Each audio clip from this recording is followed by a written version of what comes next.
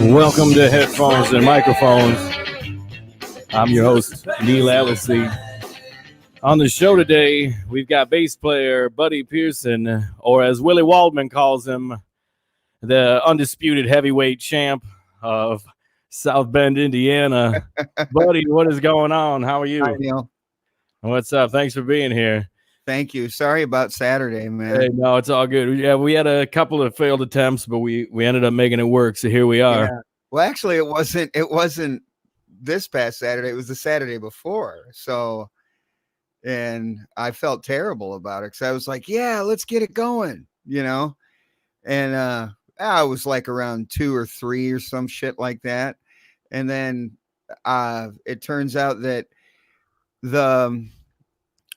the app that Neil streams from streams simultaneously to Facebook and YouTube. Am I correct on that? You would be correct on that. Okay, so it streams simultaneously through YouTube and Facebook. And then what happened is that when I stream live, I have a little device that goes straight from all the audio that I have here to my phone, and then I just stream it from my phone. Well, the little device that I had wouldn't pick up the browser. It only picks up apps. So that was the problem right there. So then now we had it figured out to where I'll just stream it through my computer, which is what I should have done in the first place. Yeah, but we're not getting the whole entire Buddy experience. So no, now you're not getting the whole experience because on either side, in front of me, I have drum machines and I have a keyboard, and then over here I have this whole Ableton arranging station over here. You can kind of see it right there. You kind of see the knobs and whatnot. You can kind of see it. Let's see. This is about as zoomed in as we can get, and I guess it's just out of frame. Yeah, you can kind of see it right. There it is. That's as close as wait, this might do you. Yeah, there you go. Perfect. Actually, that's better. That's better. Full frame is better because you get the full on bass porn experience. Yeah. There. Yeah. That's actually very good. And I'm actually trying to move over a little more so it looks a little bit more full. Well, there's this one that we can get occasionally that'll zoom us in so they can see you a little better. I suppose. Okay, but, that's cool. That's cool. Look at that, man. I got all this fancy shit going on here, but I don't know how to work it yet, so I mess up every time. Were you streaming all this stuff prior to the pandemic? No, I started doing this on 420. I released an album, and instead of playing out, I had nothing to do, so I decided instead of having a CD release party, I just talked to some buddies. We started hanging out and jamming, and so I've been doing it now, talking to a few different people. Last week, like I said, I had Willie on, and he said that you're the heavyweight undisputed champ of South Bend, Indiana.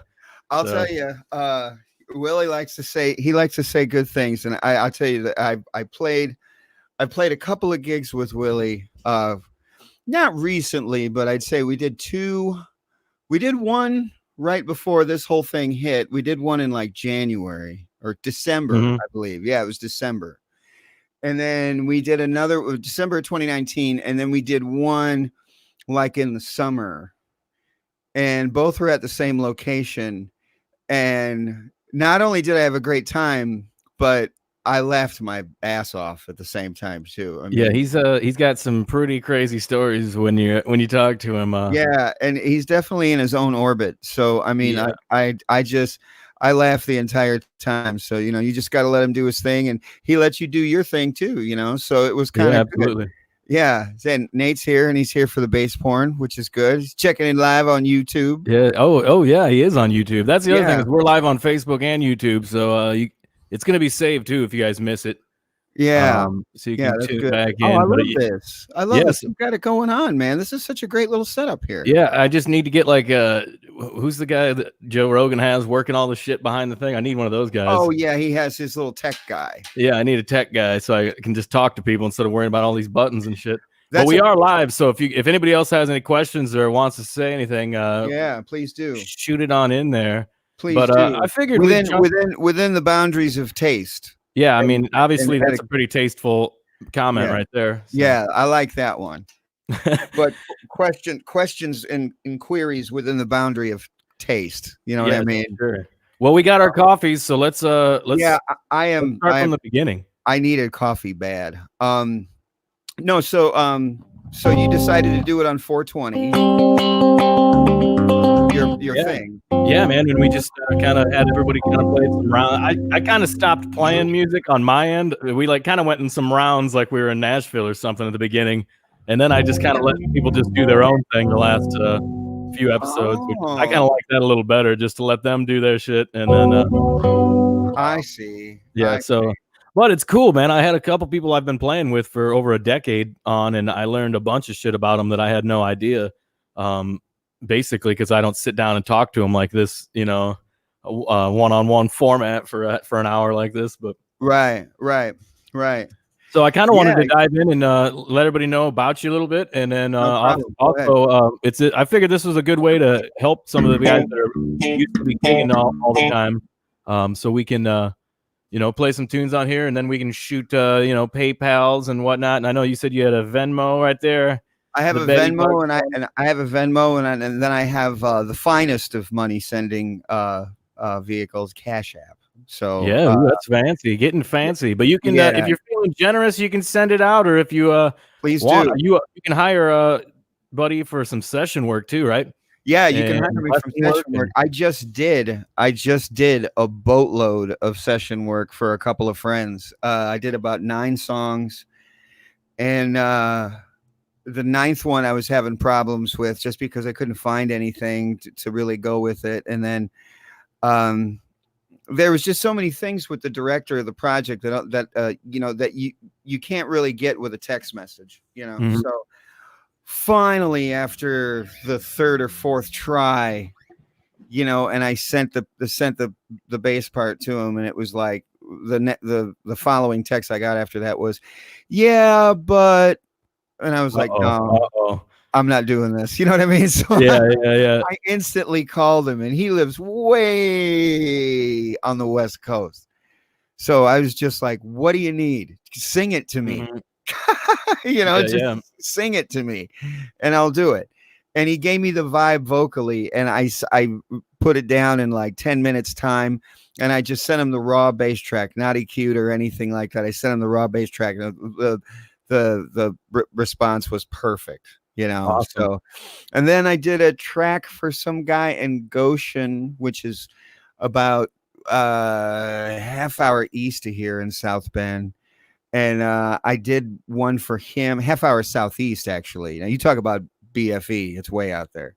But Goshen's a really cool music town. They've got a lot of great live music. They got a great venue. They got a couple breweries they opened up recently too, right? Yeah, they got Goshen Brewery. I just did a stream for them too, which was a lot of fun. But it just seems like it's just so out in BFE, and it kind of is and it kind of isn't. I guess you're from the area. I guess if you're from the area, it isn't. But for me, being in South Bend, it's still far away. But they have a great music scene. They have a venue there that's pretty much an all original music venue, and they have like local and national touring acts, more national than anything. Place called Ignition Garage. Okay, I think I have heard of that one. Yeah, and that place rules. So, and that place also has a built-in, like, one of Indiana's largest rare record stores too. Oh, awesome. Yeah, so it's really cool. I like it a lot. And but either way, I did some tracks for that, and then I just finished a track with Jeff Coffin from Bela Fleck and the Flecktones. Awesome. Are you allowed to talk about who you did that one with, or what that's all about? Or not at the moment. Not at the moment. Matter of fact, I was sharing too much shit on the Bookface and on the Instagram, and then the band leader called and said, "Hey, I know you're happy about it, but can you keep it on the down low until I, you know?" And I said, "Okay." And because the whole thing is that it's supposed to be pandemic related, because I did 2 songs and Jeff did 2 songs and a drummer did 2 songs, and then the band leader did 2 songs. And the thing is that Jeff did a multitude of sax parts. Mm-hmm. So he played flute, he played bari sax, played alto and tenor, and he filmed himself playing each take of each instrument. Well, that's when the band leader got to me yesterday and said, "Hey, did you film any of that stuff?" I said, "I didn't know I was supposed to, you know." This was last night. So did you have to go back and do the pretend to play? I did. I did the mime. I did the mime. Music video. I did the mime. But the thing is that he was texting me while I was teaching. And so I told him, I says, okay, listen, I can only do one thing at a time. So let me mime it after I teach. Mhm. He said, okay. And that the lesson ended up being about 2 hours. And then when I went and listened back to the playback of the songs, I did all these like cool like slides and weird places and everything like that. I'm like, oh, now I got to remember all that. So as it was playing, I would put little markers into the playback on the screen of like, okay, slide, octave slide, pentatonic run, like I would put little markers in there. Yeah. And I still messed it up. So it took like, at least like 3 or 4 times. And I finally just went to bed. And then this morning he was like, hey, where's it at? And I immediately sent it to him. I'm like, okay. But he said he wanted it raw, uncompressed, no edited, no effects, nothing. You know what I mean? So I sent him 2 video files of just me and my bedhead. Nice. Like, there you go, man. So yeah, so it worked out good. So yeah, I'm available for the tracks and stuff like that. And so what's the best way for them to get a hold of you if they want to either to get some lessons or if they want to either have you on some track action there or what? Yeah, currently I have a lot of online students. So I have about 16 online students per week. So it's kind of working out really well. Awesome. And what were you doing? You were teaching before this was going on, right? I still teach. Yeah, I still teach at the place in South Bend called the Music Village. I know Nate took lessons from me there for a hot minute for a few months, which was good. But that was in our old location. We're in a new location now. We're still in downtown South Bend, 333 South Michigan, on the corner of Michigan and Western, and right in the heart of downtown South Bend. If you looked at it on a Google satellite, you see Michigan and Western. We are literally in the dead center of downtown. So a place called the Music Village. And then I also do lessons online too.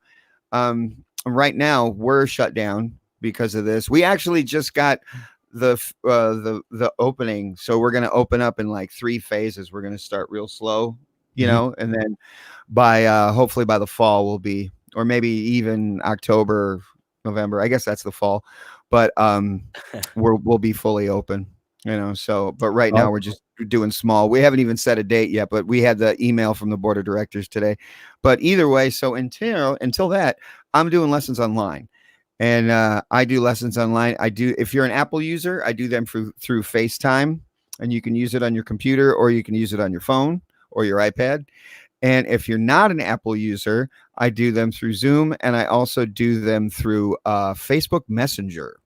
Which does that work out pretty? Okay, doing it that way? Actually, what's kind of funny is that the 2 most successful ones are, as far as the outcome and the audio quality, are FaceTime and Facebook Messenger. Really? I kid you not. No. And I have it. I have this little handy dandy tripod, phone goes in sideways. And then I have that little thing that runs my audio into the phone, and it sounds perfect, so it works fantastic. And doing a lot of lessons. So if you want to get to me at the lessons, you can hit me up at buddybass2@gmail.com. So that's BUDDYBASS 2, the number 2, @gmail.com.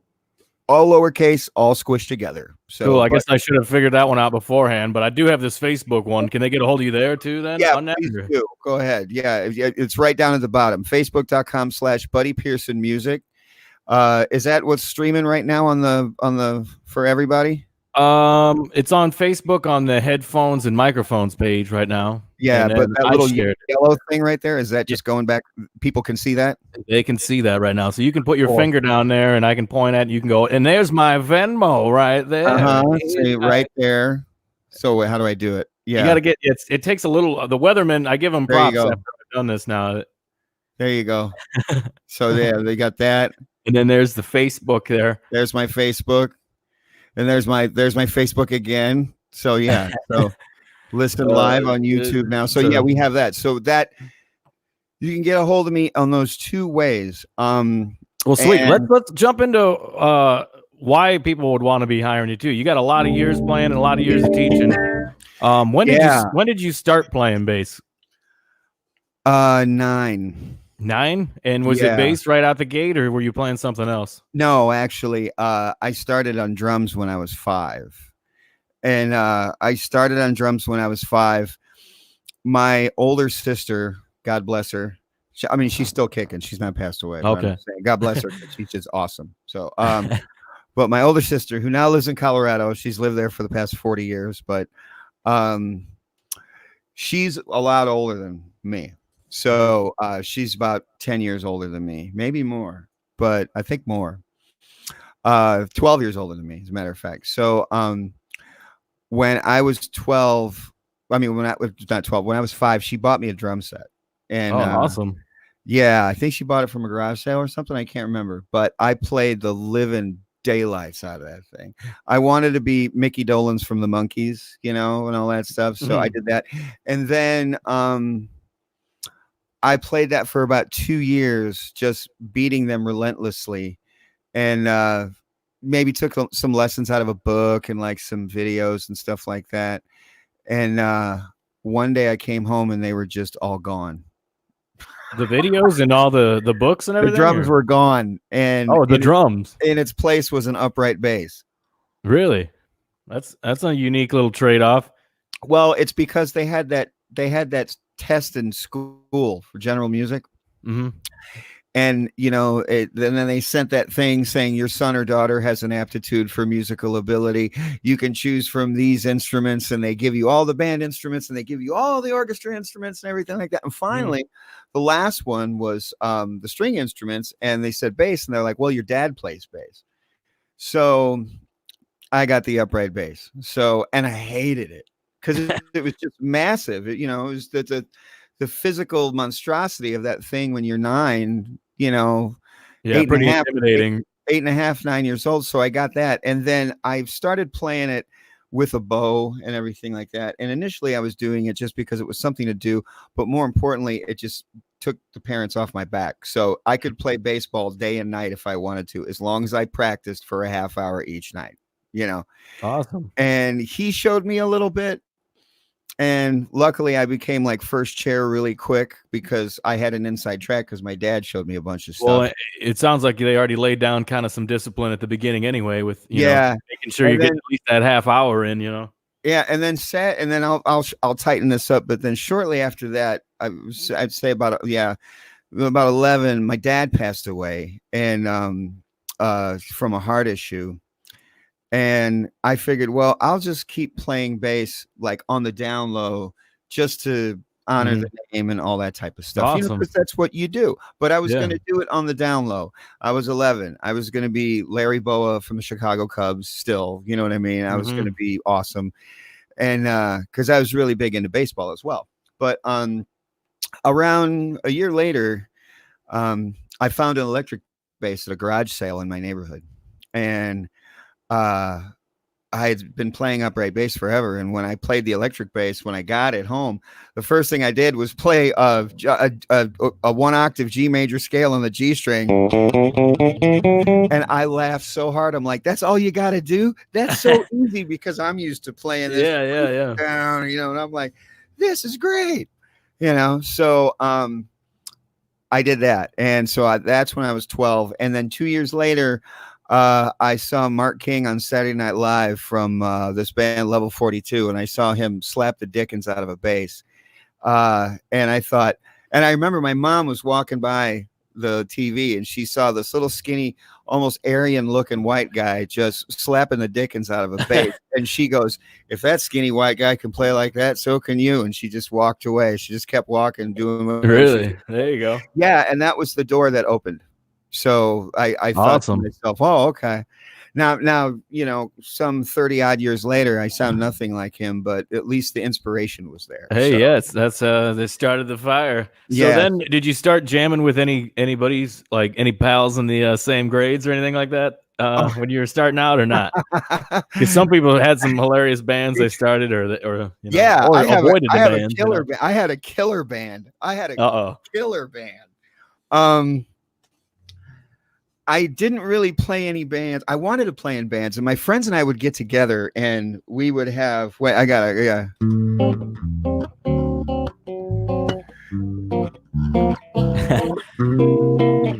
There you go. Now we can just talk and have this in the background.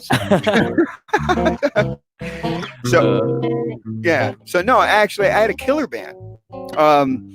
We actually played a ton of shows because when I was in junior high, I wanted to get a band together, but no one was really set, or serious about getting in a band. You know what I mean? And plus, what were you into at that age there?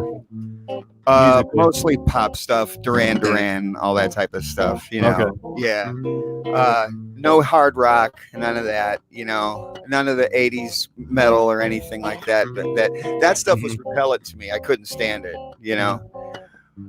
But then my first year in high school, a friend of mine who was in my orchestra class said, "Hey, let's get a band together." And I said, "Okay." And I don't know what kind of band he wanted to get into. I had no idea. So he decided he wanted to do like a punk band, but I didn't necessarily like the punk feel. I didn't like punk, and it just wasn't my thing.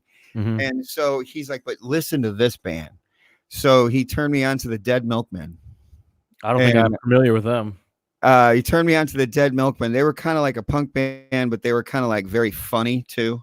Mm-hmm. I mean, the names of their songs, just their song titles are hilarious. A Beach Party Vietnam, they're like a goof band. They're hilarious. A lot of them I could say, but back in the '80s, it's too un-PC now. You know what I mean? Mm-hmm. But yeah. So.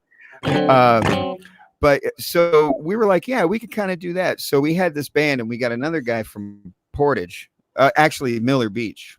He went to Portage High School, but Miller Beach. And so I was from Maryville. Jerry was from Maryville, my friend. And we got a band together from this drummer in Miller Beach. We practiced out in Miller Beach for about 2-3 years, and we were called the BS Bowlers. And we played everywhere. We played, like when you're in high school, you play all those halls, the VFW hall, you play at the Legion, you play at the American Legion, you play this, you play that, you could open for a band at a bar and you get away if you were underage, but you had to get out as soon as you were done, like that type of thing.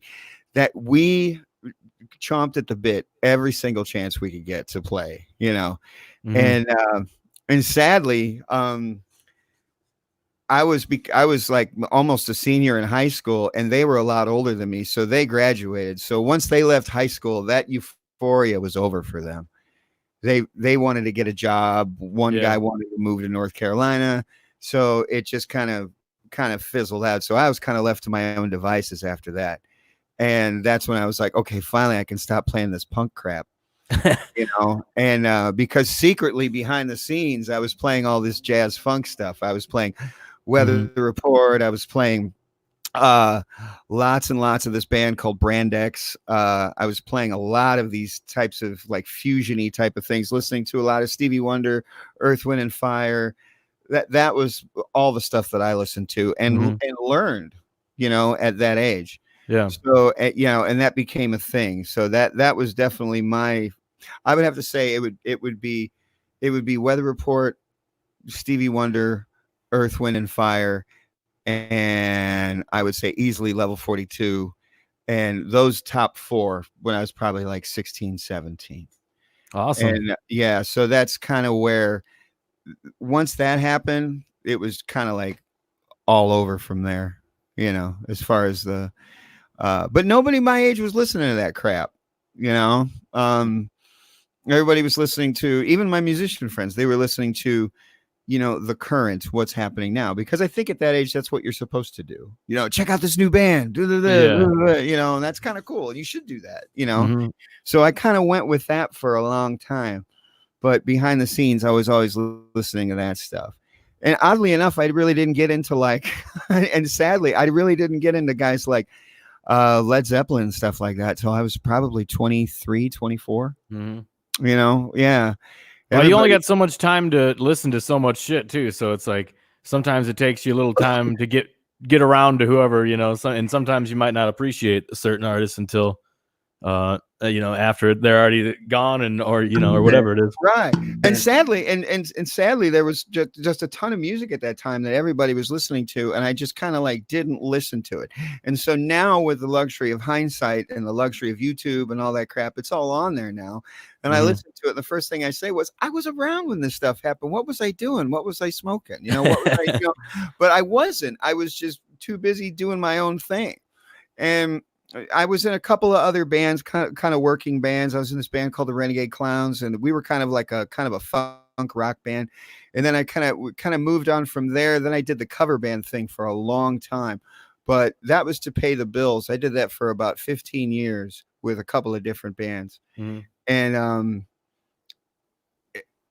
underneath all that, I'm currently still in this band, Freak Johnson. And that band has myself, Marco Villarreal on guitar, Billy Romer on drums, and everybody knows Romer, and Waz on piano.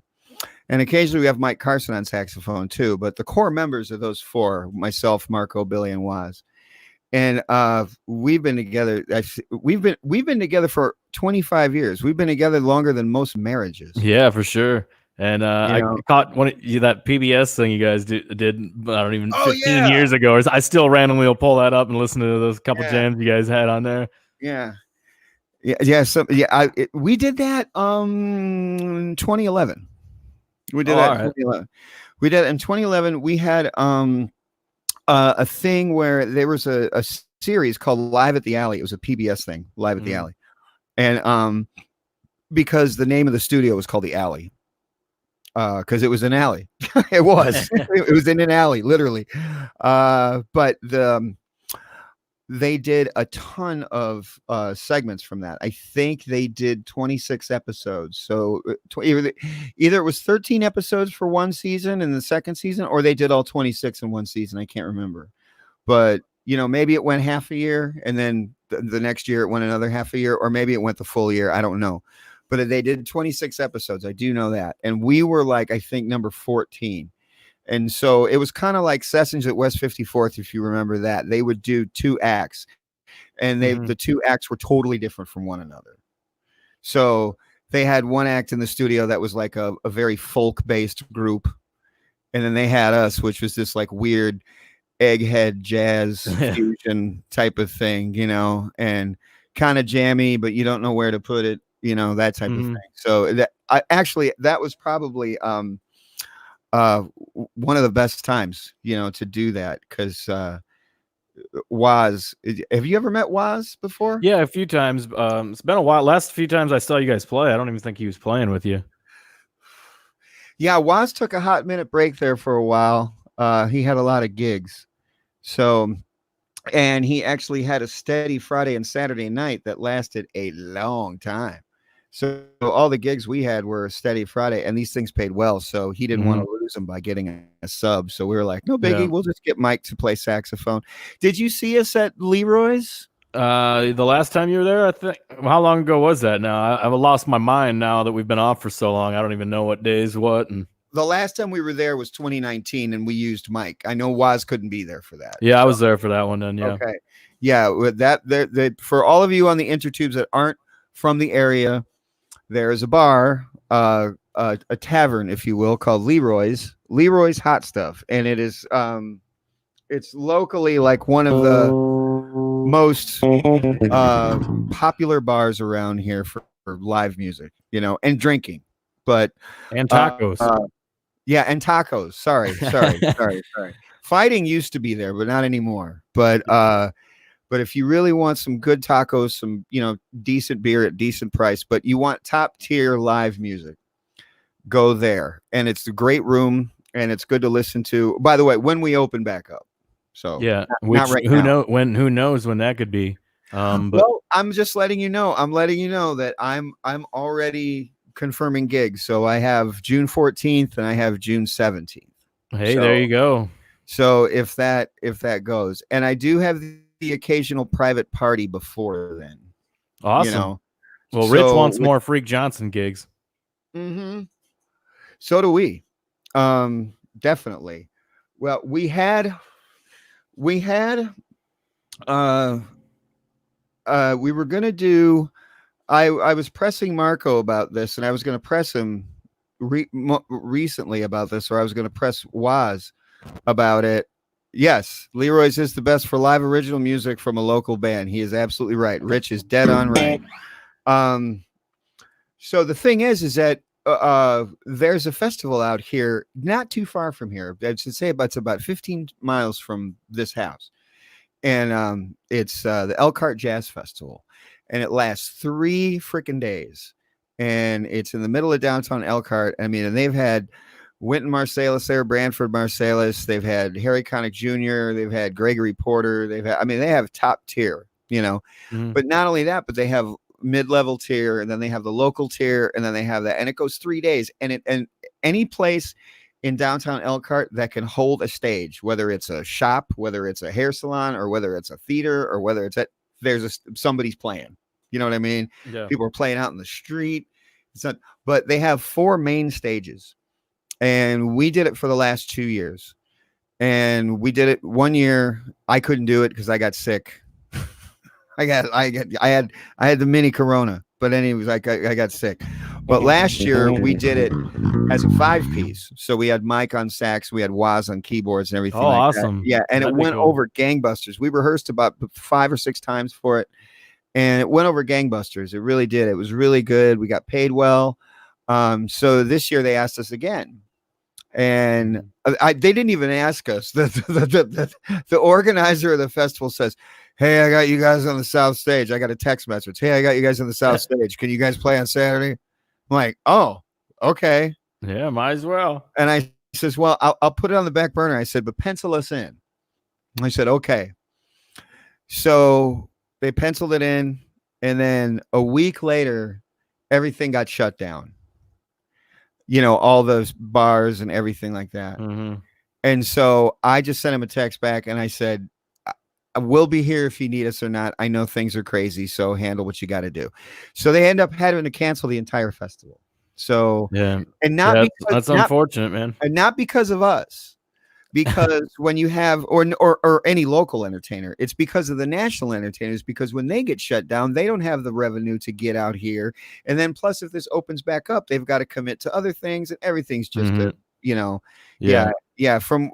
sure that they were overwhelmed with what they had to do, and I'm sure they felt terrible about canceling it, because I mean, I think it's gone like 35 years now.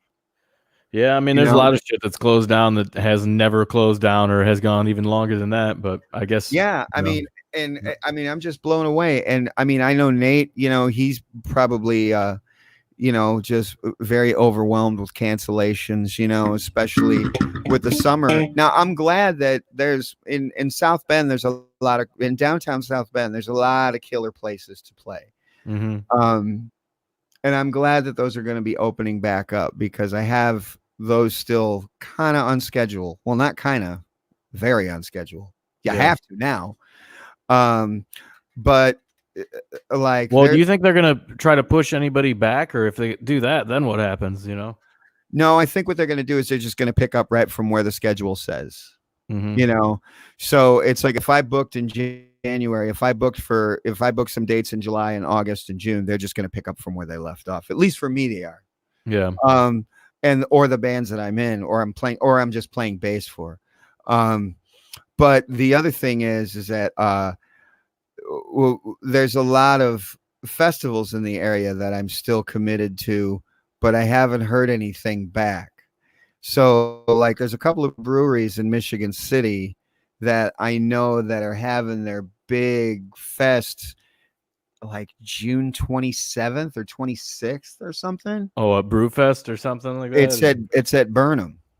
So I don't know if they're going to have it yet, because I had one scheduled for May 25th, and the proprietors of Burnham just said, "Yeah, we can't do that." And at the time, I didn't know the guidelines for the live entertainment for the governor yet. That wasn't out yet. So I was just doing it to make sure that I didn't stand him up on a gig. So, but now the way it goes, as far as Indiana goes, we can come back June 14th.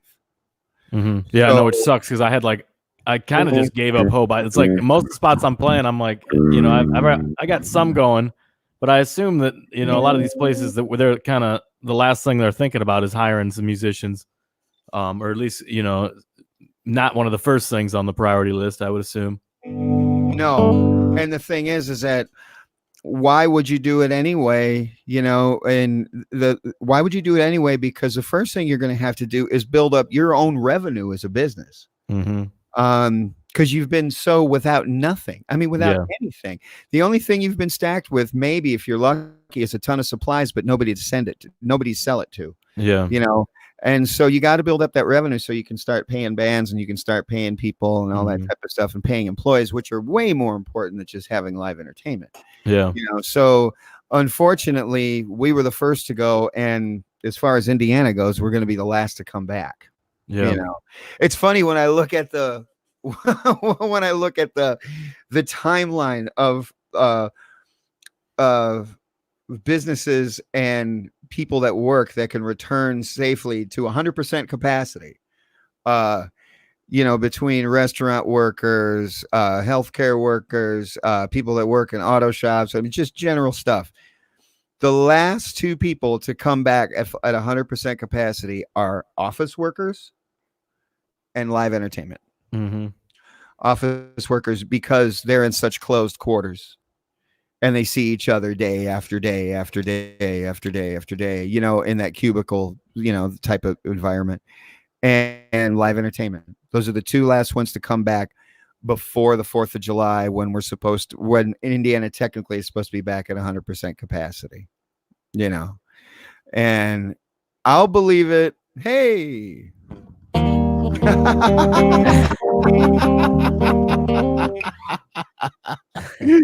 Oh, that's hilarious. Well, you got any recommendations for him? Yes, I'll recommend the Shure 215s.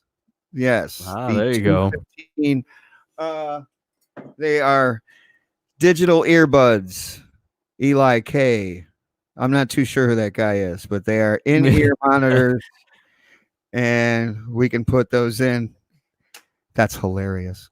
Yes, yes, and they run $99 at Sweetwater. Contact. Hey, I think I picked him up for $89. And Roxy might have matched that deal. Actually, really? Okay, yeah.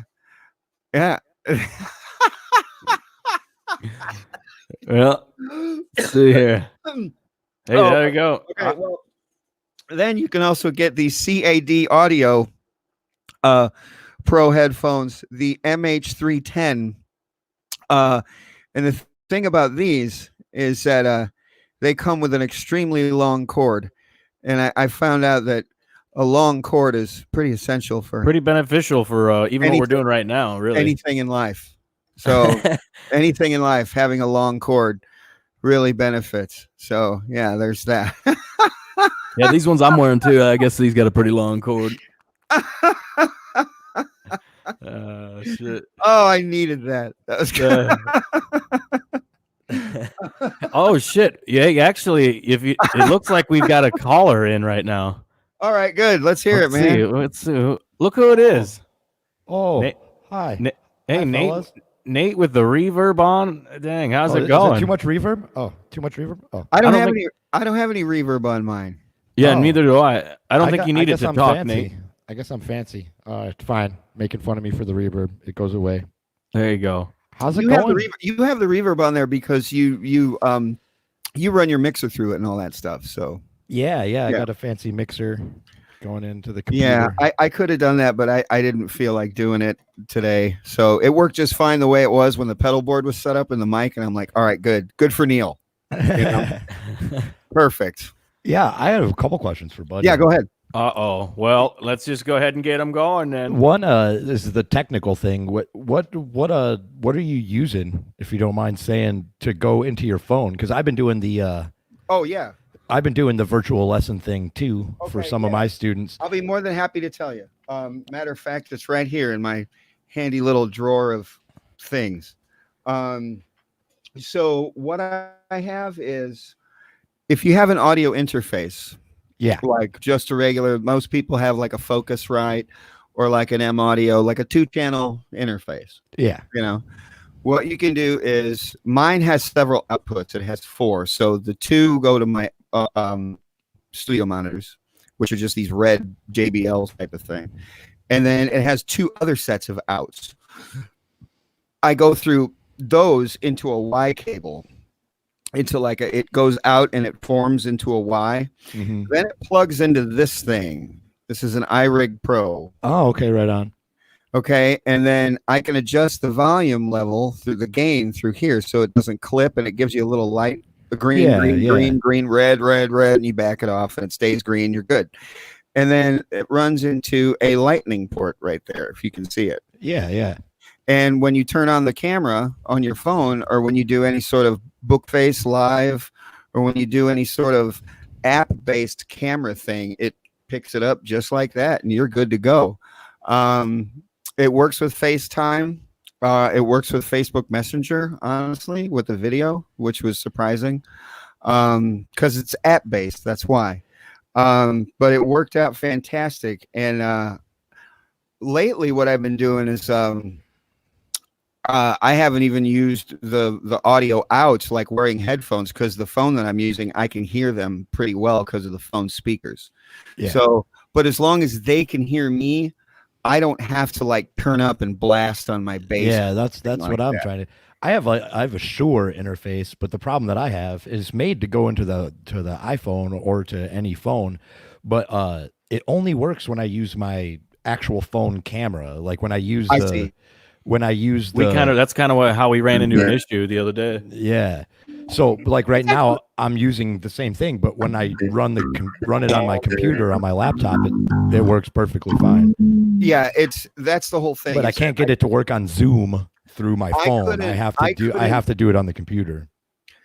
There's 2 ways that I can actually do it through my phone. I can actually run out of my interface and then go the audio interface and then go to that Y cable that I was talking about. And then I have this like special 3 little prong adapter, like TRS tip ring sleeve, and it's got this little 1/8 inch type of thing, and I can actually plug it into an iPhone dongle adapter, that type of thing, and plug straight in and go. But I found out that clips really easy. I didn't like that. You don't have as much control as that second. I had to baby preamp. I did it for the first couple of times. Like I actually streamed a couple of live songs, and it sounded good, but it wasn't loud enough. And then when I turned it up, like it just started. Digital distortion is like the worst sound in the world. It's awful. Yeah. And everyone was like, "Hey, you clipping, bro? You clipping, bro?" And I was like, "Okay," and I had to turn it down.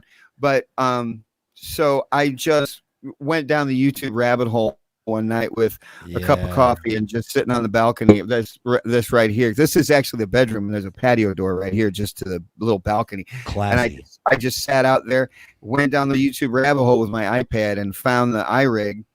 And God, I think I got it like 2 days later, from a day and a half later from Sweetwater, because they're so close. So the only thing I don't like about it is that it eats batteries like you wouldn't believe, and it doesn't have an external power supply. So you just got to is it like AAAs or something like that? No, 9 volts. Oh, so, in the iRig itself? Yeah. So you just got to have like 3 or 4, like if you do a live stream session for just like an hour, you're good. Yeah. But if you do any more than like 4 or 5, it's wise to change it. Yeah. But this one itself was $80. So yeah, that's something I and it wasn't that bad either. I mean, at the time I wasn't making any money whatsoever. I wasn't teaching online, but I figured, well, it was a worthwhile investment. Yeah. And so I did it, and I live streamed a gig, and literally I live streamed a bass lesson. That's what it was. I live streamed a bass lesson on a Saturday night and made like $275. I watched that. Yeah. And made like $275 through the course of a day. Like because I left it up, so people were rewatching it the next day. Yeah, and people were sending money, and I was like, "Holy crap! This thing is alive. It's not going to eat itself. It's going to stay up." I'm like, "This is great." And then I felt like I was being greedy the second day, so I just took it down. So it's like, I'm done. I don't need it. Still, if somebody else can click on that and get that knowledge, man, leave that stuff up. Yeah, and actually there was a friend of mine who actually took some stuff out of it, so I was really happy, so he took some pretty good stuff out of it. He said he still practices it, and because he's looking to get back into playing. Not everybody plays full time. Yeah. And so, he's had 2 or 3 kids. I think 3. Yeah, twins. The second round was twins. Ooh. And so, when you have a load like that, and now he's getting ready to start playing again, he said he hadn't touched it in 5 years. And he was like, yeah, and I was just looking for some hand exercises to really get back into playing. And when you started doing those exercises, like in the first part of the lessons, I was like, that's perfect. So it worked out. And he tipped me. So it was very nice of him, and I can't complain. So it seemed to work out well. You should do some online lessons, Nate. I don't know if I have the fortitude to do it like you did and just say, look at me go. I just said, screw it. You know what I mean? Either you're going to like it or you're not. You know? I guess you're right. Yeah. Either you're going to like it or you're not, and if you don't like it, you're not going to say anything rude on Facebook, because if you do, your picture's right next to it and you're going to look like a boob saying something mean. I found some people don't care if their picture's next to that. So I don't care. Well, I do. And I know most people that I'm friends with, are very cool about associating themselves with something positive, so if they don't like it, it's just like the biggest TV in the world. All you got to do is change the channel. Yeah, it's true. Absolutely. Like I made a joke the other day to my brother, because my brother Saturday night was doing, since we've had this pandemic, we used to have a radio show, went on for like 7 years, and since the pandemic, he's revived the old domain name. We've been doing live streams from the old show website, and he said, because you're the musician guy, what's the one thing that you're getting sick of live streaming? And I says, well, I can't really say anything bad because everybody, it's their own wheelhouse. But the one thing that I'm just like, okay, of all the songs, like, please, male or female, 9 years old or 79 years old or 29 years old, stop karaokeing Tennessee Whiskey. Stop. Tennessee Whiskey. Is that the new Brown Eyed Girl, or it's the new oh God, it's the new hit of the day. It's the new thing. Tennessee Whiskey. Hey, are your neighbors on your Wi-Fi right now? Seems on like mine? Yeah, it seems like your Wi-Fi just got crappier out of nowhere last. No. Is it better now? I guess. I don't know. You tell me, Nate. What do you think? The audio is still clear, but he's getting some fragmented video action going here. All right. Well, hopefully it'll come back. Yeah, I think it'll come back. It is prime time now too for everybody to be on the internet. But yeah, stop karaokeing Tennessee Whiskey. That was my whole thing. You know what I mean? But I didn't. Yeah. Are you drinking Tang, Neil? I've told you, I'm drinking coffee. Okay. Okay. Is it better now? The quality? It's it's there. Is it better now? Yeah. It's still fine. It's still fine. We've seen worse. You can be honest if it's pixelated or not. Imagine dial-up. Yeah. Oh man, it's not dial-up. No, it's not dial-up. It's pretty high quality internet. So we got that. Tennessee Tang. Yeah. I dated a girl named Tennessee Tang. So we all might have. Yeah. But yeah, it was like, stop doing Tennessee Whiskey. That's like the new country hit, basically. I wouldn't say the new Brown Eyed Girl. The new Brown Eyed Girl is Brown Eyed Girl. It's always been that. Yeah. The new Brown Eyed Girl is Brown Eyed Girl, but it's just the new hit, like stop karaokeing Old Town Road and stop karaokeing Tennessee Whiskey, like it's okay. I get it. Like there was some blonde Nashville girl the other day, and she's just some cute little blonde girl with flowing hair. You know what I mean? And she was just killing Tennessee Whiskey. She sounded great, But at the same time, it was like you go to another live stream and someone else is singing it, and someone else is singing it, and someone else is singing it, and it was just kind of like, okay, at this point, I would have taken somebody doing. I haven't seen any metal live streams yet. They probably can't afford the gear, maybe. Yeah. No, I'm just kidding. No, I'm just kidding. No, I haven't seen any metal streams, like any, like like none of that, man. Like, well, maybe you're not following the right bands. I'm glad I'm not. Yeah. You know? Yeah, Nate, did you have another question? Yeah, talking about lessons. I saw on the Facebook you said you took a lesson. I was wondering what kind of goodies you learned in your fancy online lesson from Mr. Pro Bass Player. I did. I forget his name, but Taylor Lee. Yeah, he's good. Taylor Lee is plays with Jeff Sipe, who used to play in the Aquarium Rescue Unit, and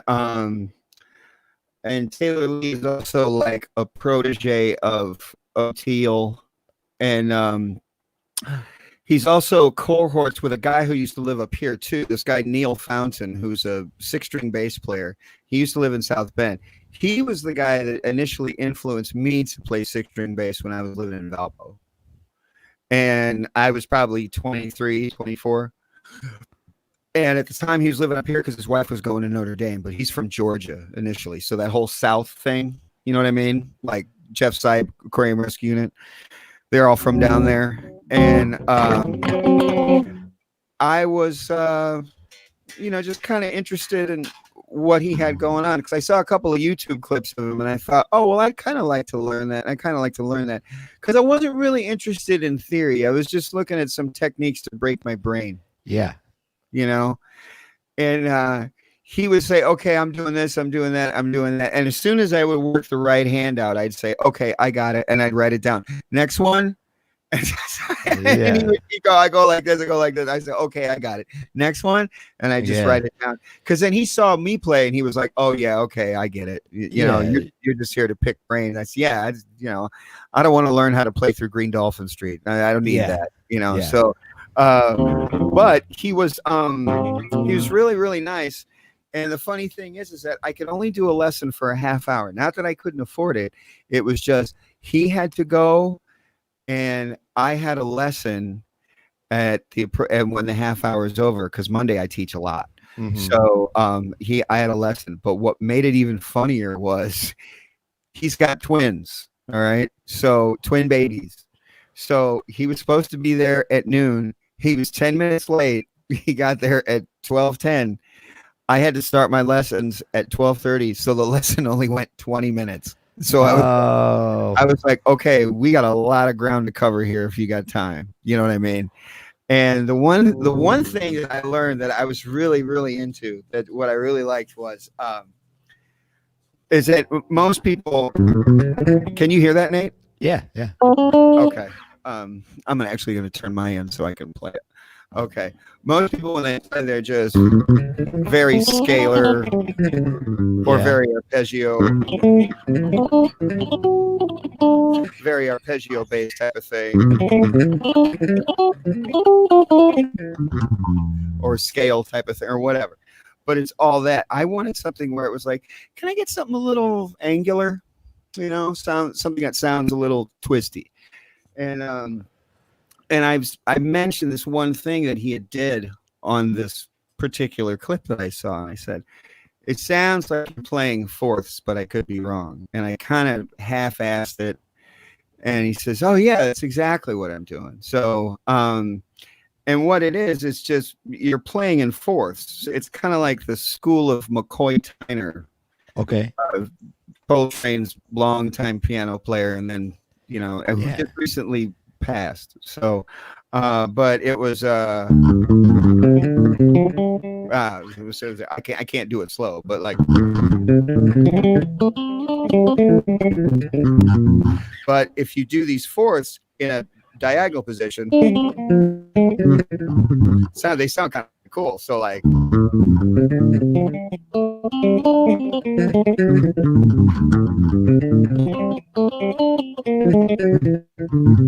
see how that worked like that? Yeah, so that's nasty. Kind of cool.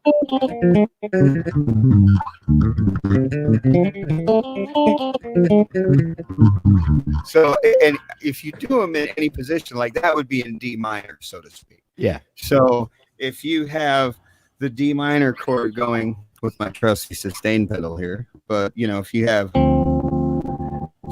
that D minor going, so that So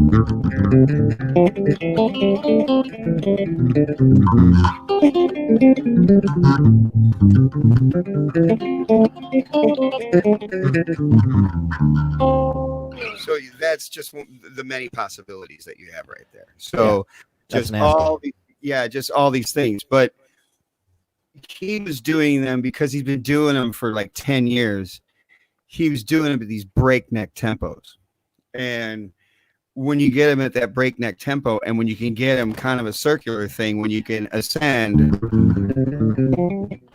then go down and then get it to where it ascends and then go back down, that type of thing. When you get it to that breakneck speed, it just sounds so like what? You know, instead of sounding like the traditional, you know, lines or whatever. And then later on, which was funny because I started once again going down the rabbit hole of his YouTube clips, which somehow led to some Aquarium Rescue Unit clips, which is not surprising because of Jeff Sipe, the drummer. And I was listening to some of their songs, and I was listening to a couple of things that Oteil was doing in solo. It was the same damn thing. So I was like, oh, okay. So it's getting passed down like a family heirloom. You know? Yeah, because I've never heard another bass player do it. I've never heard in solo lines. I've never heard it before. So that's why I was like, oh, okay. So that's how this works.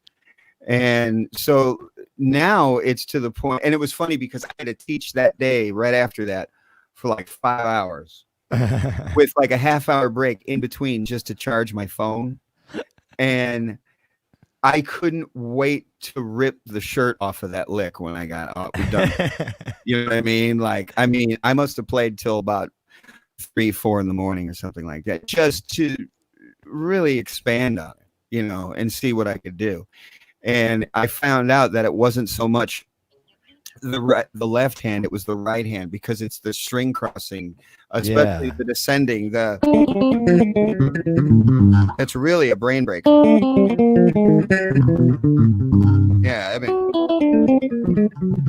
Yeah, it's really, it's not as easy as it sounds, you know, but it's just one of those things. And then ascending.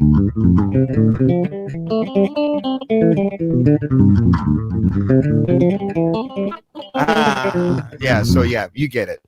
So but like, I'm still working on that. So that was one of the takeaways from that. And to me, it was worth what I paid, you know? Yeah. So, you know, and I feel like everybody should take a lesson. As a matter of fact, I feel bad for Indiana. I feel bad for the rest of the world, for the rest of the country, you know, because in these big cities, there's really no plans for anybody to reopen right now, you know? Yeah, I know. And, you know, in Indiana, all of a sudden we're getting some sort of bizarre free pass to start opening up in less than a month's time. And so I'm like, well, I'm just going to take it for what it is.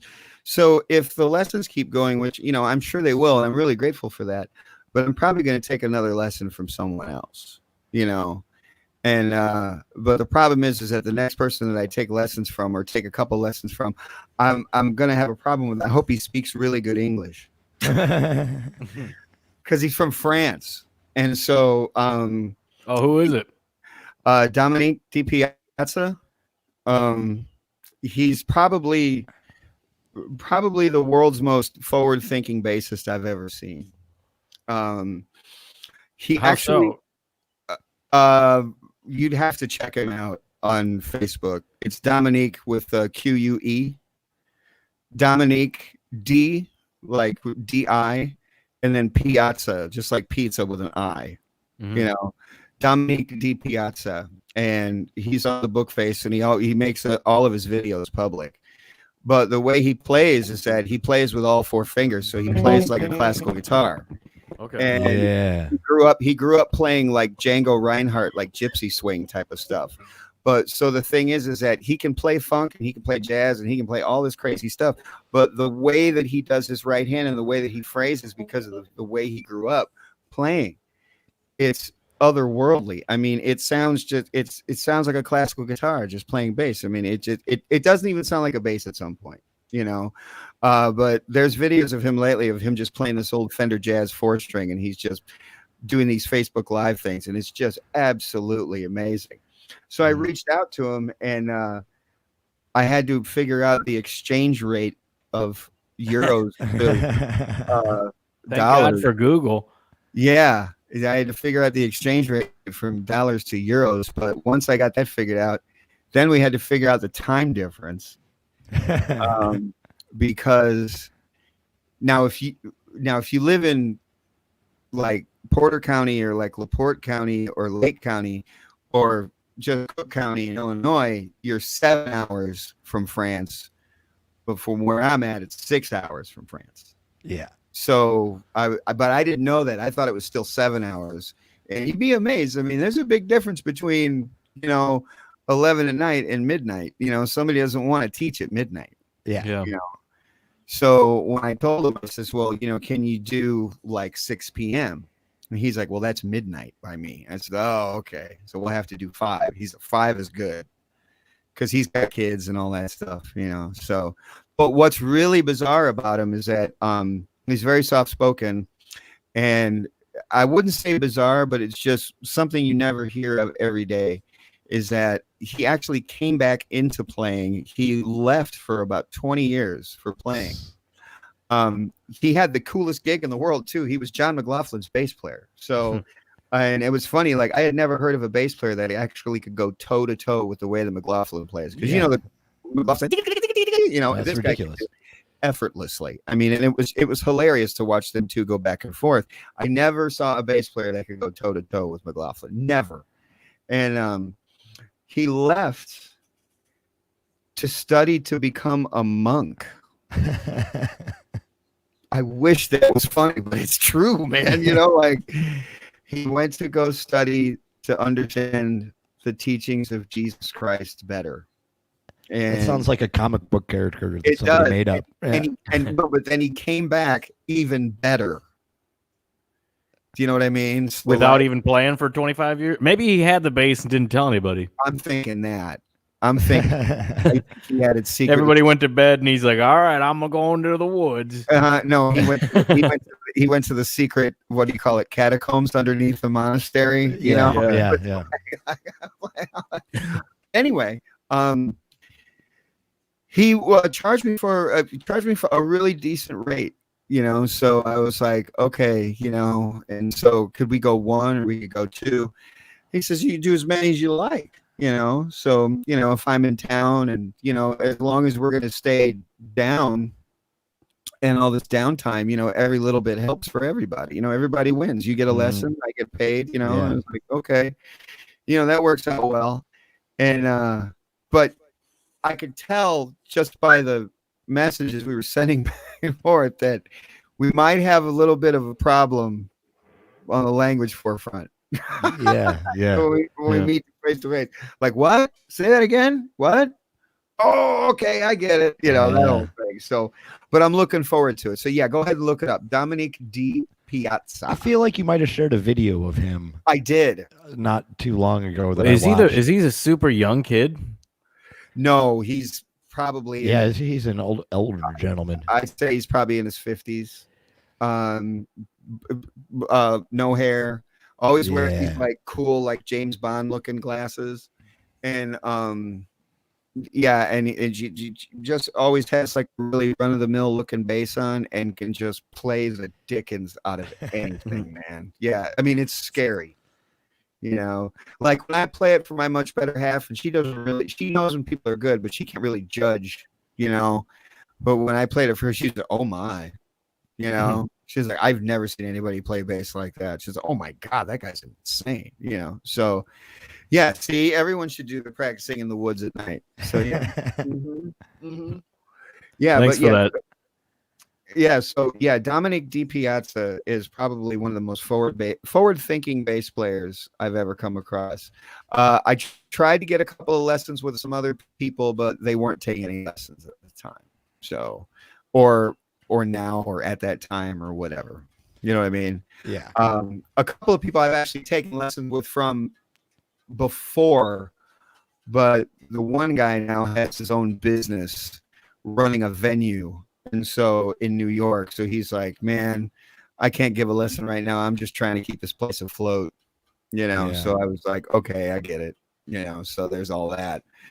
Can you imagine just what the property taxes are in New York City and not have anyone to play your fucking plays? No, that'd be brutal. I mean, that to me, that I just feel like, okay, I'm done. Can I just stop and like everything's forgiven, like game over? Well, hopefully they do something like that to at least help out some of these guys. Like, can they just alleviate some of that? I mean, it's very weird because that's what I said earlier. I'm really hoping that these businesses, because I was just talking with a guy who just contributed on the stream earlier. We were just talking a few days ago. He had asked me, he said, did you have any gigs lined up so far? I says, well, I have a couple of private parties and hopefully the venues will open back up in June. And I, named a couple of venues and, and he says, well, right now I don't have anything, well, not that I know of, and I said, yeah. And he says, well, the problem lies is that it's not the fact that they're going to not want to have you back when entertainment, are they going to have the money to pay? Exactly. And strangely enough, I didn't think about that, and I was like, okay, so I got super paranoid this morning thinking about that. Like it was that one fatal third cup of coffee sitting on the deck going, oh shit. You know what I mean? And my lessons start in 3 hours. So now I have a time to contact everybody. And so I sent 3 emails out and 3 private Facebook messages out to, 6 different venues. And just to make sure that some of them were on. And so far, only one hasn't responded yet. But all the other ones were like, we're a go. So, okay, thank you. So that was nice. But they're established businesses. So I'm just worried about the smaller places. That's what I'm worried about. Nate, did you have any like big festivals cancel on you or anything? Well, I know we were supposed to do the Burnham one for Midwest Hype, and I don't know where that stands. Okay, that's the one that I'm referring to. Yeah, so I'm not on that end of the spectrum for the band, so I don't know. Okay.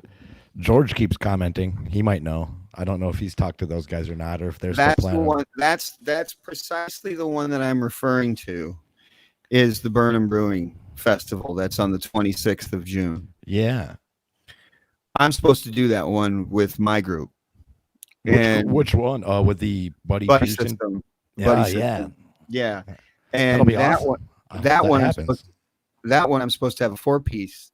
But once again, I'm supposed to have my friend Artis on keyboards and then Brendan Kane on drums, and I'm supposed to have Mike Cello on guitar. We did it as a 3-piece last year and killed it. Mike and Brendan, I was really, we actually have it recorded. I was really, really impressed with Mike and Brendan. They did this like thing where they traded off between the two of them. They did like these solo bits, and I was really blown away because they were just playing by the seat of their pants, as we all were. Yeah. And then it just came out great. And the first thing they said right afterwards is like, man, I hope we get to do this again. I said, me too. So when I found out the festival was coming on, because he had the 420 festival, and he asked me to do that, I didn't want to do it because I played the 420 festival before, and it was like butt cold. Yeah, like it was cold, and I was like, we played the snow one in January. They set you up in the snow. We were out there playing in the snow last year. Yeah, that was pretty brutal. You did that one? Yeah, I played that when Nate actually played bass. Yeah, was for that me 2019? That was like January. Long John, the Long John thing. That's exactly what. But was it heated? Was it warm? It took a while. They had heaters in there, and it was jam packed. Once it started rolling, they actually started opening up some of the tents to get some breeze in there. But it was snowing when we were loading our gear in and shit. Okay, all right, that's what I was wondering about. So anyway, I thought, well, it's kind of cold, so I said, hey, what about the anniversary party? I know Freak Johnson did the anniversary party. I said I probably could get the Freak in there. And he was like, oh, that's cool, that's great. And then it turns out that a couple of the guys in the Freak, they were booked with other bands, which is sadly always the case. With anytime you're trying to get something big going on, somebody's always booked, so it was like, all right, shit. So I says, well, how about last year when I did the buddy system? He's like, that's fine with me. Rob was pretty relaxed with it. He was like, whatever you can do. But the problem is that that's the only guy that hasn't gotten back. So, and I probably think that he's just probably up to his neck and busy, you know? So, and plus the fact that if I was in his shoes, I wouldn't know what to do either, man. Yeah, exactly. It's got to be weird. You know, how do you protect yourself and give the people what they want at the same time? The only thing that makes it weird for me is like the socially distanced stage, because I have to play this Sunday at a private party in Valpo. And, you know, and I was on the fence about doing it anyway. And then one of the band members had some family issues, but I guess that's all taken care of. So I thought the gig was canceled, but unfortunately the gig is still on. I say unfortunately because I'm kind of still on the fence about doing it. Just because I trust myself. I don't trust other people. Yeah.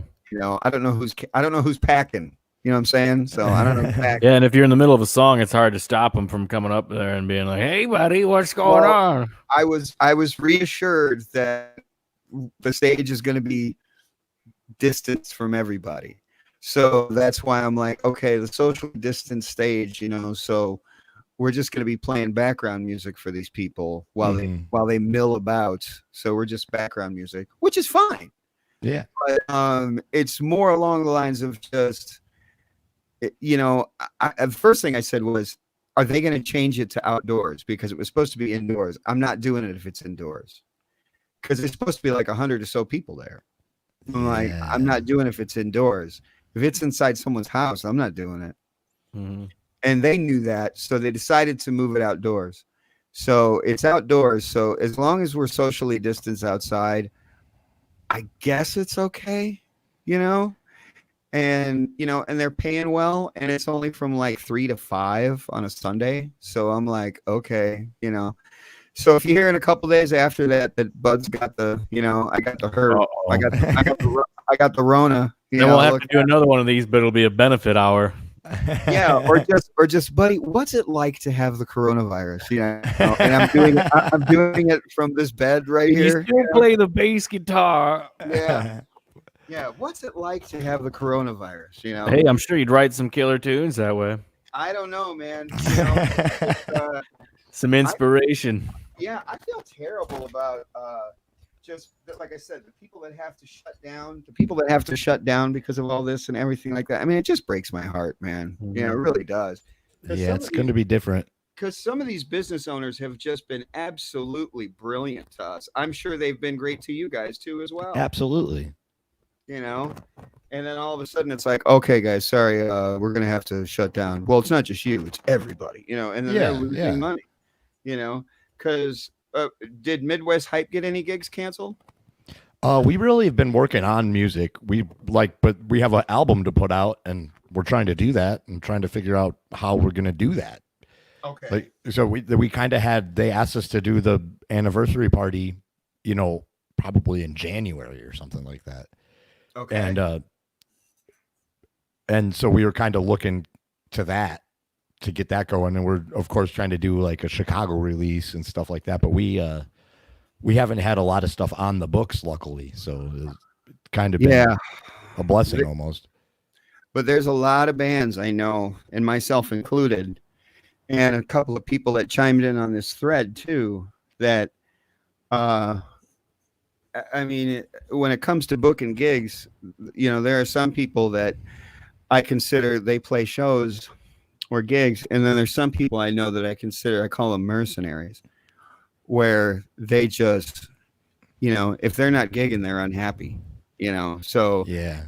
And they obsessively OCD try to fill spots, myself included, you know? And this was the year that I told myself, okay, I'm just either going to play bass for friends or play in Freak Johnson or do some sort of original bass stuff and then focus the rest on private parties. Yeah. Yeah, because they pay well, you know, and a lot of times you can play whatever you want and no one really listens to you. Mill about, you know, like I said. So that was kind of cool. But what happened is that all got shut down, and a lot of them, unfortunately, were at Notre Dame. Yeah. Yeah, 4 down the drain, man. 4 in 2 months gone. And I mean, those were mortgage payments. Yeah. So that's why I was like, oh, this is terrible. It's one thing when you get your teaching cut out, but then when you get the other side cut out too, Yeah, if it was one or the other, it'd be manageable. I could say it the other way too. I could say it's one thing when you get your playing cut out, but then when you get your teaching cut out, it's just, I mean, it was just a rock solid. It was just absolutely terrible. I couldn't believe it. So, and like I said, we don't have any, we just got an email today as far as the stages of reopening. So the stages of reopening, or phases, I should say, there's like 1 through 4, but we haven't really settled. The board, not me, I have nothing to do with it. The board hasn't really decided when they're going to start the phases yet. Now you're still at Roxy at LaPorte. I'm teaching at Roxy, and like the same thing that you said, I'd lost all the gigs, my regular stuff, hosting a couple open mics, and random stuff with Neil when he's got a band show or stuff like that. That all falls away, and then I had 20, 25 students, and then now I'm scrambling trying to talk them into doing the online lesson thing, but you go from 25 to 10, it's a hit.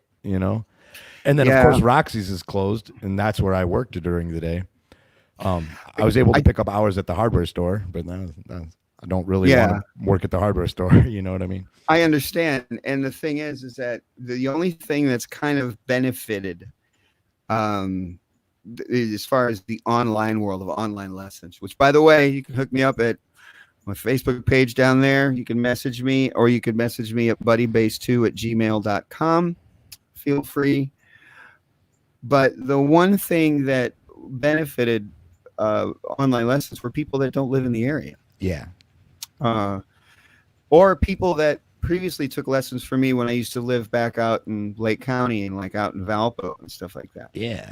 So they had to stop for one reason or another, mostly because of jobs or, kids or lifestyle, what have you, and then when they found out I was online, I'll just hook up with him. So actually there's this one guy who took lessons from me. He's the champion lesson taker. Like, he took lessons from me for like 7 years straight. And he got married, had kids. They got this big monstrosity house. It's beautiful, and I stopped taking lessons. And so when when this pandemic hit, he was out of work. I was out of work. I put it on Bookface. Now all of a sudden he's there every Sunday night. Awesome. So, and he lives completely out of the area. Not even in the old area. Not even in this area. He's in Illinois. That's so cool. He's in Barrington, Illinois, which is west of O'Hare. So, and which works out really well. And when we see each other, it's like no time has passed, it's just a lot of fun and all that. So, and it works out really well. And then I'm teaching another guy who's on a naval base in Wisconsin.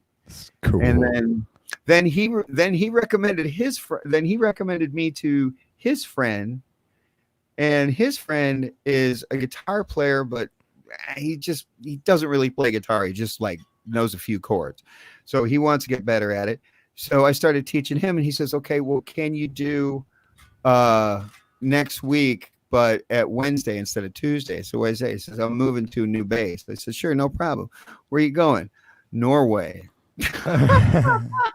I thought he was like, yeah, I'm going to go to, whatever, Grand Rapids or something. You know what I mean? He's like, no, I'm going to Norway. Yeah. So tomorrow I have to FaceTime him in Norway. Awesome. Which is crazy. You know what I mean? So that's nuts. And then I'm trying to think of another one that I'm doing that's pretty far away. There's one in Nashville, and I think for the moment, let me see here.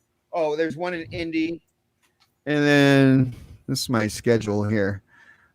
And no, the rest are all from around here. So yeah, so either South Bend or Mishawaka.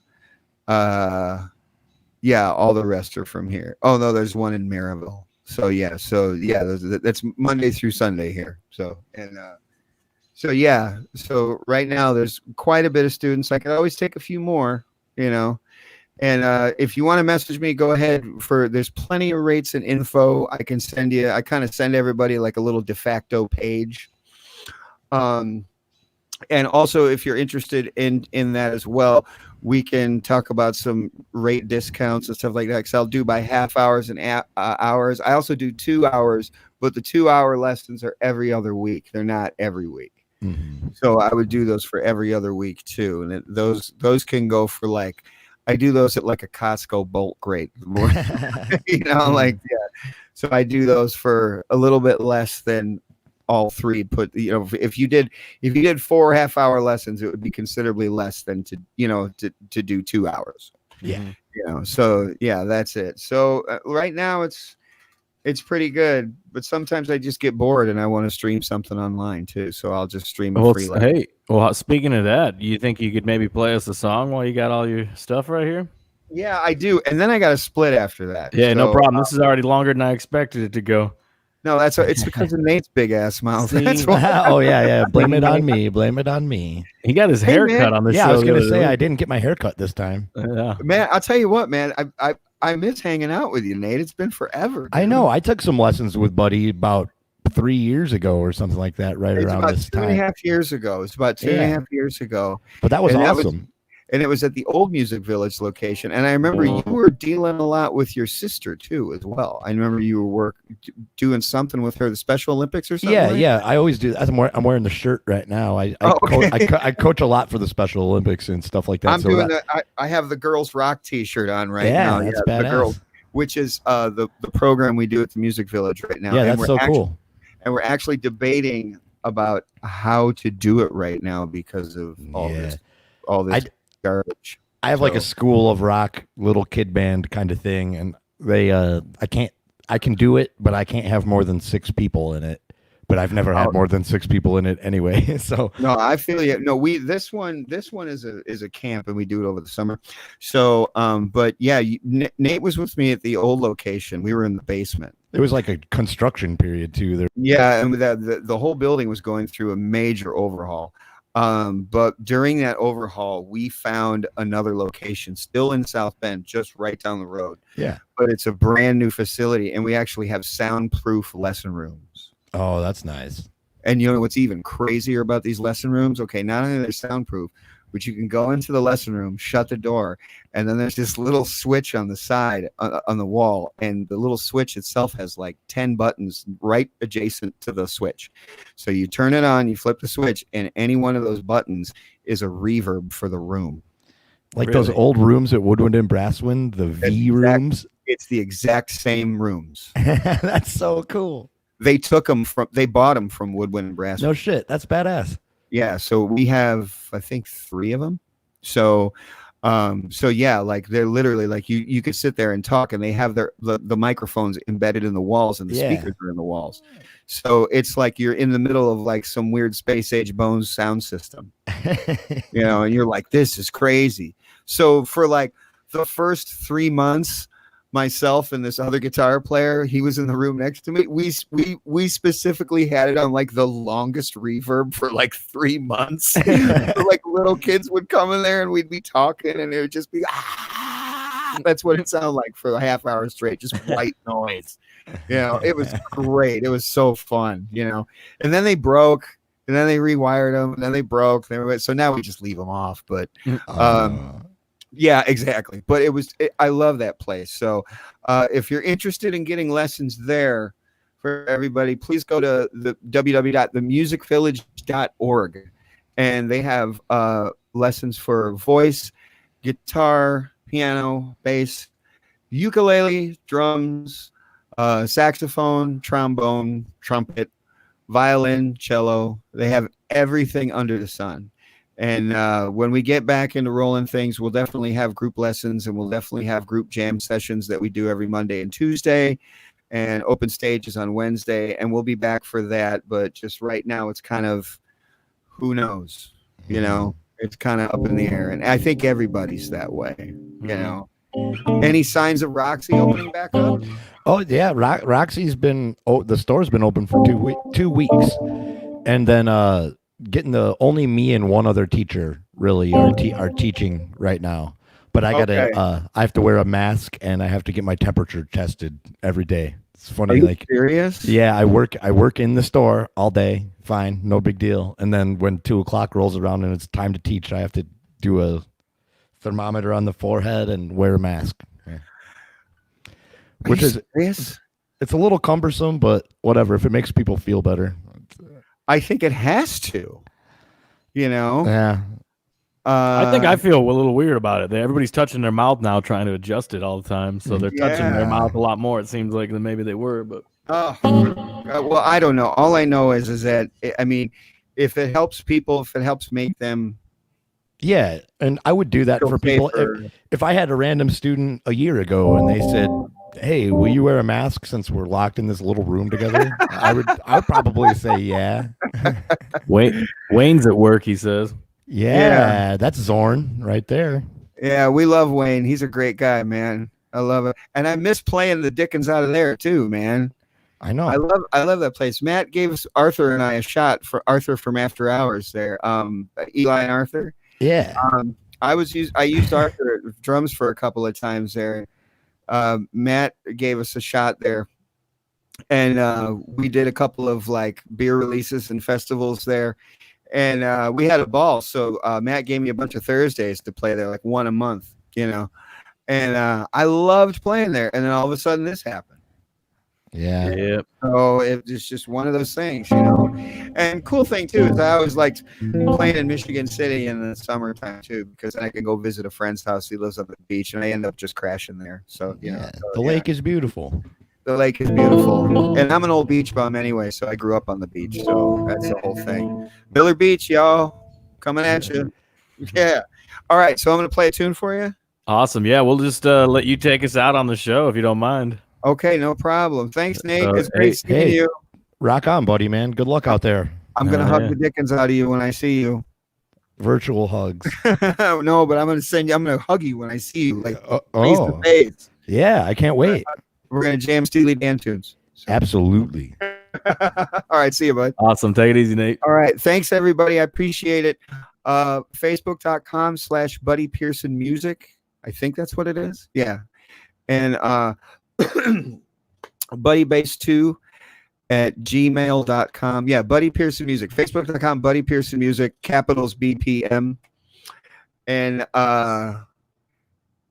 I said, Venmo at buddy-bucks.1. And then Cash App, the $ and Buddy Bucks, BUDDYBUKKS, because Bucks was taken already. So, yeah. All right, so I'm going to play one out. And thanks, everybody. Neil, I really appreciate it. I'm glad we got this working. Yeah, for sure. I did. You took a couple tries, but we ended up getting it in. There you go. So are you going to fade me out, or should I just play the whole thing? I'll just play the whole thing. Yeah, you do whatever you want to do. All right, cool. Sounds awesome. Good. Appreciate you, man. More than welcome. Cool. All right, so let's get this.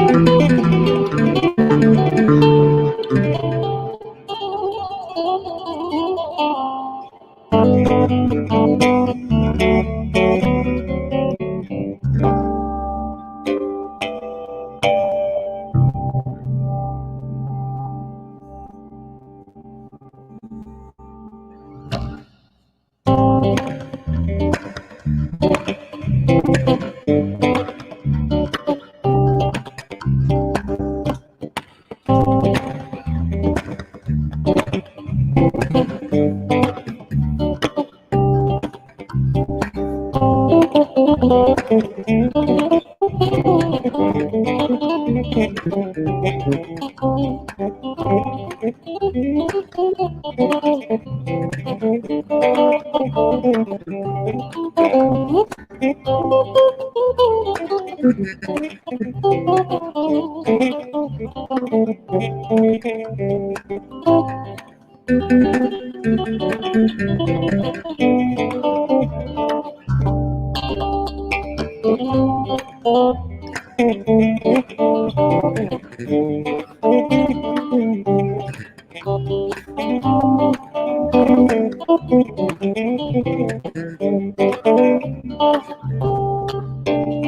standing time, buckets out the window for the welfare dime. They can't buy a job. Man, it's so to hurry by to catch a poor old lady's eye. Just for fun, he said, get a job. Yeah. This is the way it is. Some things will never change. No, no, no. This is the way it is. Ah, but don't you believe that?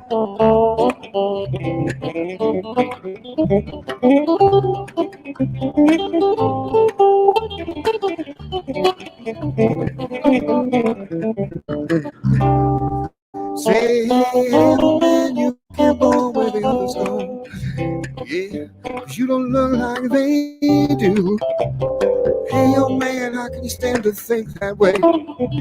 Did you really think about it before you made the rules? You say so. It's just the way it is. Some things will never change. No, no, no. It's just the way it is. Ah, but don't you believe that?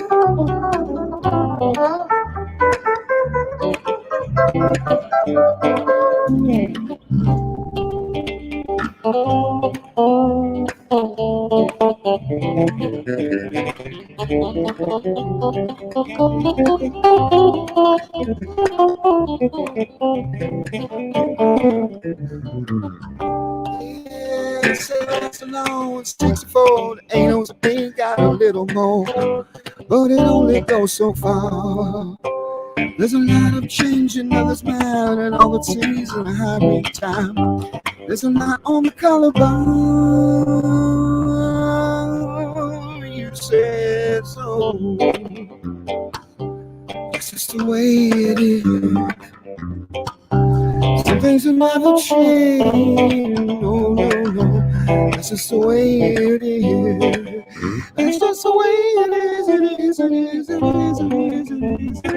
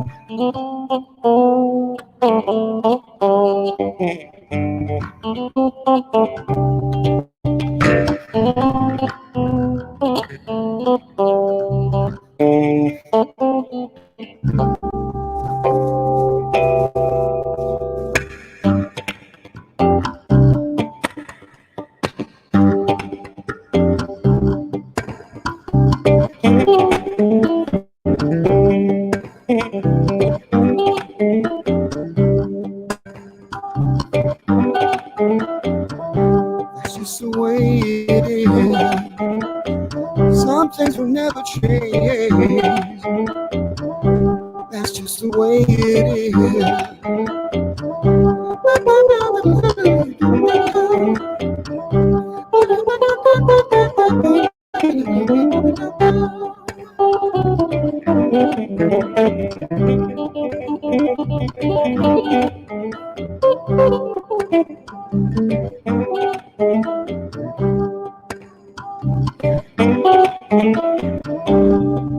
Here we go, yeah.